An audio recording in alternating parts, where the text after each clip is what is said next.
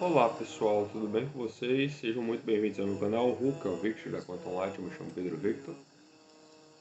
E hoje nós abordaremos um tópico bastante interessante, um tópico bastante complexo, um tópico recorrente desses novos tempos, de todos os tempos, que é na saúde mental, o tratamento e a psicopatologia em si da depressão. A depressão, por exemplo, depressão psicótica, nada mais é do que uma falta de moralidade, de imposição da pressão do ser, da consciência para com o inconsciente, as emoções.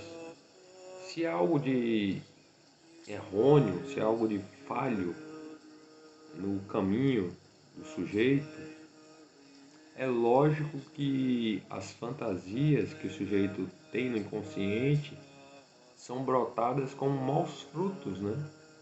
Esses maus frutos, que é a fuga do corpo, a saída da mentalidade do corpo, do ser humano, leva a dar brechas para que o inimigo dê flechas. Essas flechas inflamadas, né, numa linguagem teológica, são os recalcitramentos, né? Que recalcitra, o que recalca, o que calca. E depois, no karma, todo o karma do sujeito, esse retorno recalcado ele é visto como um ego. Então esses egos que o sujeito tem e que pode ter em relação à sua moralidade, porque a falta de pressão leva à imoralidade e a imoralidade leva à depressão. A depressão não é mais do que uma falta de feeling, falta de sentimento, falta de coesão e caráter para com a vida em sociedade. Se o sujeito tem um desequilíbrio emocional, uma dissonância emocional, é porque está faltando pressão, está faltando coragem, está faltando virtude, ética, luz. Aí o sujeito tende a ficar preso na escuridão da caverna dos sentidos, né, da chama dos sentidos, na analogia platônica, nas sombras da chama do sentido, dos objetos, e essa libido das coisas, dos signos, das ideias, elas ficam paradas num tempo lógico do sujeito, mas um tempo que é ilógico e derisório. Porque na depressão nada mais que afunda o sujeito às regiões umbralinas, né, do submundo seu, ou seja, aos infernos. E esse fogo ardente do inferno, né, é o que fere o sujeito na questão do metabolismo ontológico, na questão do metabolismo fenomenológico e epistemológico e também hermenêutico. Então, sendo assim que a depressão, ela faz com que o sujeito tenha que buscar dentro de si e buscar para fora de si que a verdade está fora, né? Apesar de termos um movimento de introspecção e de involução, né? Que é a regressão, o sujeito tem que estar preparado para dar um corte, um ponto de base nas associações, no discurso, do simbólico e não ter voz, né? Tá no silêncio da consciência, que é o último, a pedra mais preciosa que existe. É o silêncio, a calma, a paz. O silêncio do pensamento, sem nenhuma questão paranoica ou maníaca, né? Porque a mania também se manifesta como depressão psicótica ou bipolaridade. Quando o sujeito está bitolado, o sujeito está abafado nos seus pensamentos. O ideal é não ter pensamento, certo? Porque o pensamento, quando você materializa na mente do sujeito, você está sendo PVCista, porque você não está seguindo e não está sendo obediente a Deus. Você pode até seguir Deus, mas você não está sendo totalmente obediente à palavra divina, os estatutos do Senhor, correto? Então, que para se ter uma estratégia que combata a depressão, é necessário haver um setting terapêutico no qual o sujeito tem que viver a vida como ela é, né? Altos e baixos acontecem na vida de todo mundo. E todo mundo pode ter alguma dissonância, tanto cognitiva quanto emocional, em relação à saúde mental do corpo, né? Esse corpo de Deus, certo? No corpo de Deus, para a cultura cristã, o Cristo é onde há o poder, né? É onde há a autoridade, é onde há a virtude, a luz do Espírito Santo. Então, seguindo esse raciocínio, essa linha de raciocínio do Espírito Santo, o sujeito pode até ter fantasias banais, ter fantasias de busca de prazer por causa da histeria, né? Então, essas foraclusões no qual o sujeito tem, né? Essas foraclusões tanto maníacas como de projeção astral, também são brechas e vão contra a filosofia cristã. Vão contra a cristandade, porque são todos pecados. E esses pecados veniais, esses pecados bestiais até, baboseira do sujeito quando é criança, infante, né? Esses egos que são criados quando o sujeito é criança, infante, né? Essas criancices, esses jogos da linguagem, esses jogos de mente, é porque na mente houve alguma brecha e você acabou dando ouvidos aos anjos caídos, aos egos, às questões e coisas da coisalidade, no qual o ser humano ficou objetificado como coisa, né? Como falta de razão e ética, falta de educação. Então essa falta de educação na depressão, ela vem constituída com um aparato psicológico de inconsciente no qual as coisas, os objetos, as ideias, a desorganização do pensamento, mais no caso da esquizofrenia, por exemplo, esquizofrenia ou bipolaridade acompanhada com paranoia, é porque está faltando pressão lógica do sujeito. A pressão lógica do anjo da guarda, o defensor do sujeito, não a adoração ao anjo da guarda, mas sim a utilização do anjo, né, da guarda, dos anjos de Deus, de luz, né, pura luz, é o que ressalva o sujeito e resguarda o sujeito para uma vida moral, ética, e uma vida em cristandade de poder. E em muitas culturas você pode achar uma cristandade, não somente em uma só religião, numa só doutrina, mas se você é estudioso da teologia, né, e da palavra divina, da Bíblia Sagrada, você compreende que a depressão, como diz Lacan, é uma covardia moral, é uma falta de imposição moral e ética do próprio sujeito em relação ao âmbito e às valências no qual a mente do sujeito tem algum pecado, tem alguma falha de consciência, porque ficou preso, ficou amarrado lá no passado, na cronologia do sujeito. E essas questões paradigmáticas, complexas, né, do inconsciente, né, que estruturou uma cadeia de objetos e signos e ideias que são retornadas ao presente, não fazem sentido analiticamente, porque não há mágica, né? Não há mágica. E essa ideia de que não há mágica quer dizer que não há pecado, porque a mágica em si é um pecado. A mágica em si é um pecado. vai contra a ética cristã. Por quê? Justamente porque é uma questão de ter, querer e poder. A mais que é isso, é uma antiética. É o corpo do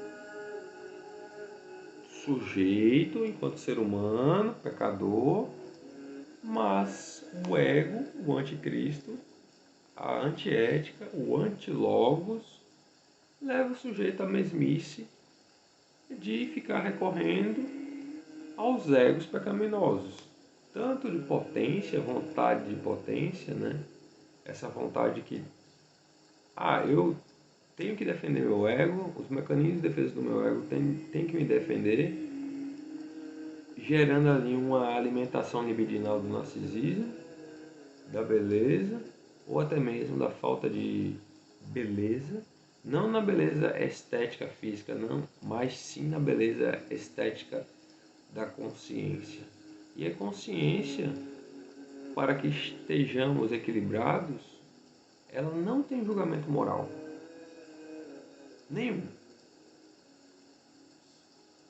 Porque o julgamento moral, o discurso do julgamento moral, tanto no consciente, dependendo do estado do seu desenvolvimento, enquanto sujeito formado, né, o sujeito em formação,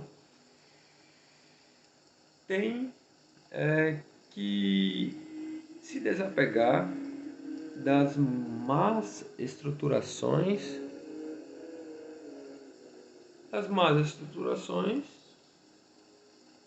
nas questões ideais da subjetividade e do próprio idealismo da dialética, né?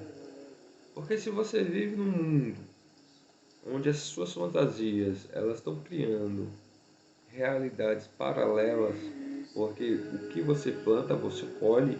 Então, se você vem colhendo por causa de suas fantasias, por causa de suas manias, por causa de suas bipolaridades, que nada mais é que uma bitolagem da bifurcação da mente, você acaba entrando no umbral. E o umbral é uma região astral infernal no qual o sujeito tem um ego de recalque do querer ter poder, que é justamente o anticristo. Então, todos nós temos esses arquétipos, né? Essas coisas da filosofia judaico-cristã. Todos nós temos embutidos em nós mesmos o nosso sangue como pecadores, né? Como pós-adâmico, né? Mas Jesus venceu, né? Jesus retirou o pecado do mundo. Jesus retirou a falta de imaginação criativa em relação à obediência para com o Senhor Altíssimo. Então, que quando você começa a aprender e começa a se desenvolver, tanto individualmente como socialmente, você tem o dever de ter responsabilidade sobre as suas criações, tanto imaginárias como reais e simbólicas. Primeiro porque o imaginário é onde acontece a associação livre, certo? É onde está o inconsciente. Depois, no simbólico, na teoria lacaniana, é onde está o ego, e a voz é justamente essa foraclusão do pensamento por causa de histeria ou de neurose, ou até mesmo no campo das psicoses dos fetiches. Todas estruturadas, né? Negação, denegação, foraclusão e denegação, certo? Respectivamente, nas psicopatologias, na clínica. Primeiro, que no capitalismo, como ele é estruturado como uma neurose, né? O sujeito está em si, o capital está em si, o capital está no próprio sujeito e o capital também está no grande outro. A gente não pode, como diz Deleuze, dormir no sonho do outro, né? Porque o sonho do outro é um antagonismo, é uma possessão diabólica. Mas se você vive do Espírito Santo de Deus, você vive em harmonia total para com a luz da cruz, a luz do ressuscitado, a luz de Deus. Por quê? Bem, Jesus morreu para salvar nossa alma. E a nossa alma foi comprada por um preço inestimável, que é o reino de Deus, a vida eterna. Se você tem questões de ego, ou até mesmo de superego, não. Mas o superego é a própria moralidade, virtude, ética, luz e tudo de bom. Enquanto que o ego nada mais é do que uma apropriação tanto de orgulho, coisas negativas, como também de faltas. Essas faltas de atenção são pecados. São pecados porque são desvirtuações para com a lei. E a lei, ela é amar. É muito simples, porque quem não se ama? Quem nunca se amou? Quem nunca teve um coração partido também, né? Porque todos nós temos os vai e vens, os altos e baixos, os prós e os contras da vida. Aí que, se tratando dessas ondulações, dessas vibes, né? É importante ressaltar que não importa o que você fez no seu passado, porque o passado se retorna como recalcado, é um ego. Se você pensa em si mesmo, é um ego. Se você age por egocentrismo, uma forma de ego, uma forma de pensamento, de apego à materialidade. Se você tem uma mania, quando você traz para sua mente, no campo mental do imaginário, você, na linguagem popular, está se achando, né? Você está se sentindo. E você tem que aprender a ouvir o inconsciente, mas não ouvir o inconsciente coletivo. Porque o inconsciente coletivo é uma filosofia que é mais de esquerda do que de direita. Então, quando você ouve o seu próprio inconsciente, na filosofia, no idealismo alemão, na filosofia alemã, né? Você é um ser monista. E o monismo categórico é por onde adentra toda a ética do sujeito. E essa ética do sujeito, ela não quer dizer que você vai viver classicamente no epicurismo, no hedonismo, no estoicismo, no platonismo, não. A filosofia clássica serve para que a gente tenha consciência de razão. E a lógica é a ciência da razão. Então, quando você está causando algum impacto no social, você está obtendo esse retorno de sua própria idealidade de ego no grafo do desejo, porque é onde você quer chegar. Você quer chegar na altura, no super-eu, no real. E quando você impacta no real, quando você causa no real, você se pergunta lá com Lacan, o que quero? O que vou? Esse que vou é o kimono. E o kimono é uma outra palavra para imago, mas tem duas diferenças. São duas diferenças notórias. A imago é o corpo do aparelho psíquico, enquanto que o kimono é a Eucaristia do aparelho psíquico. Uma imago saudável é o campo imagético do sujeito e o kimono é a interiorização da moral e da ética para com o Logos, o grande Logos, Deus. Assim sendo, Deus nos deu livre-arbítrio através de Jesus. Não para que a gente possa impor ou imprimir para a sociedade um projeto de poder.